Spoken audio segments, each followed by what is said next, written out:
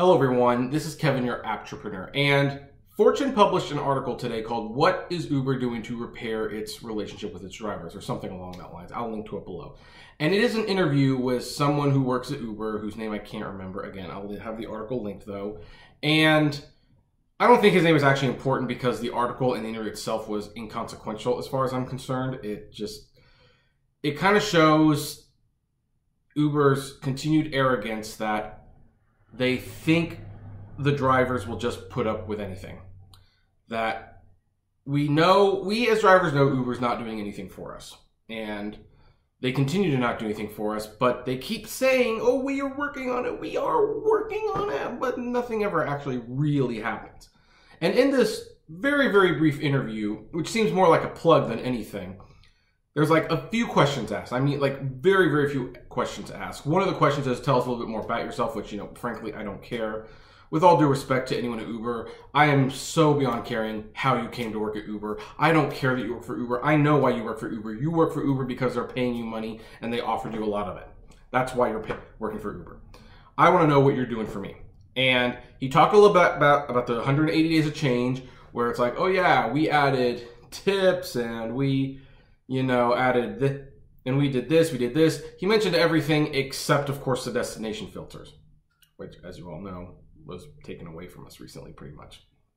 And finally, the last question, which was question number 4 something, and then the interview abruptly ended, or the article abruptly ended, I don't know, is that basically Uber's solution to fixing the relationship with the drivers is to make Uber Pool a better driving experience.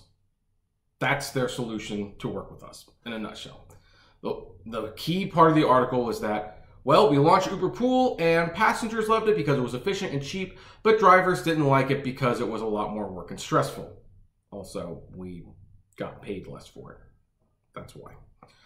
And he's like, and we're working to make that less stressful. And then the article abruptly ended.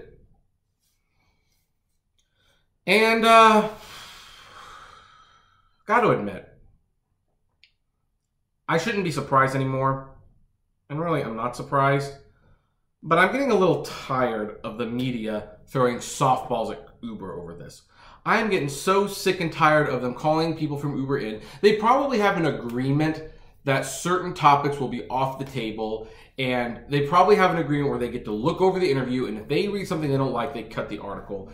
And the media will do it because they don't want to lose access to those people.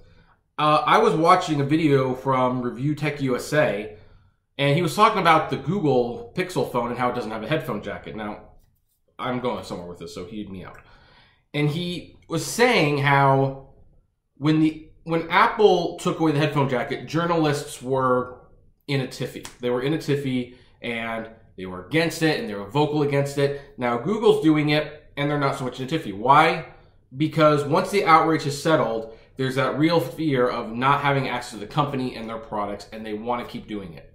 They want to have access to that so they can keep doing it. And he concluded, so are you guys actually being journalists, or are you selling me something? And I definitely really felt that way when I read this article from Fortune. I'm reading it because it's like, yeah, as a driver, I would love to know what Uber is doing to make my life better, because in all honesty, I don't see a lot of that happening. I don't see a lot happening with me. I don't see a lot happening with anyone else. What is Uber doing for me? Yes, I'm interested in that. And what do I read? I read essentially a fluff piece that Uber Pool will get better. Even though I think most people would, or at least most drivers would agree, they would rather not have Uber Pool at all. At all. Because a friend of mine said that there has to be a balance. There has to be a balance where Uber Pool is cheap enough for the consumers to be worthwhile to them and pay the driver enough to make the driver want to do it, because ride sharing should thrive and be very positive with a carpooling system. And I agree, but we're not going to get it. We're not going to get it so long as the customer is the main focus and not the driver. As long as the driver plays second fiddle or second citizen to what the driver wants, Uber Pool will never be good. So I want it gone. I want it gone, and I don't care. I don't care how they improve it at this point, because it's not going to be improved to any real satisfaction on my end. And what do I read? I read an article about an interview, really, where the guy does not acknowledge that destination filter was given and taken away, does not touch upon the rates, which is the number one problem that most drivers had. That was the biggest problem people had before tipping. Like, even when tipping wasn't a thing, rates were a bigger concern than tipping because, I mean, most drivers are admitting it's very, very stressful to be taking short trips. And hey, when short trips were $10 a ride, some people prefer nothing but short trips. But nowadays, short trips lose us money. Obviously, rates are a bigger concern now. But, you know, whatever. Especially since now that we have the tipping option, we found out that people aren't tipping very often. Well, you know. So, here's the thing. My issue with this case is not Uber, actually. Uber's arrogance is not surprising at this point. And as much as this guy says that the CEO of Uber is concerned about the drivers and he's working to make things better, Dara has never actually addressed us personally. He has so far not done anything to address the drivers or talk to us or talk to me or talk to you probably, because he's more concerned about getting the board under control.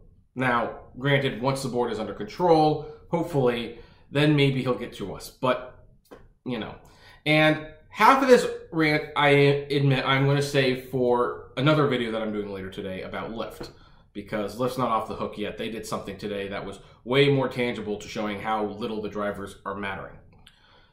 But I'm going to end this video at this point on the journalists. Journalists, are you doing your job? Are you actually investigating? Are you doing journalism? Or are you selling us something?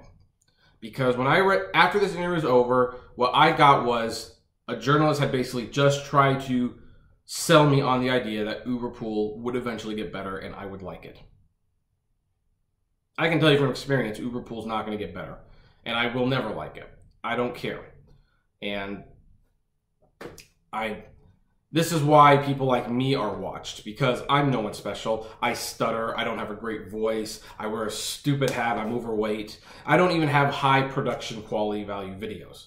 But I provide the information as honestly as I can. I make mistakes sometimes, of course, but I try to correct them. By the way, side note, further correction, Dara was in LA and actually phoned into the board meeting that resulted in Kalanick's power being limited. So hopefully this is the last time I have to correct that information. But bottom line, I try.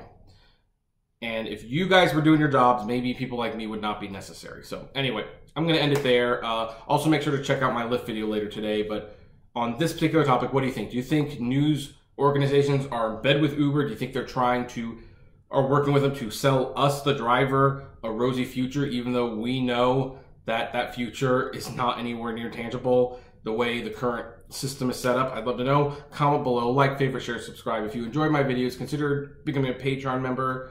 $5 will get you access to exclusive videos not seen anywhere else, and you can become a member for as little as $1 a month. Every little bit helps. And as always, flame responsibly. Have a good one.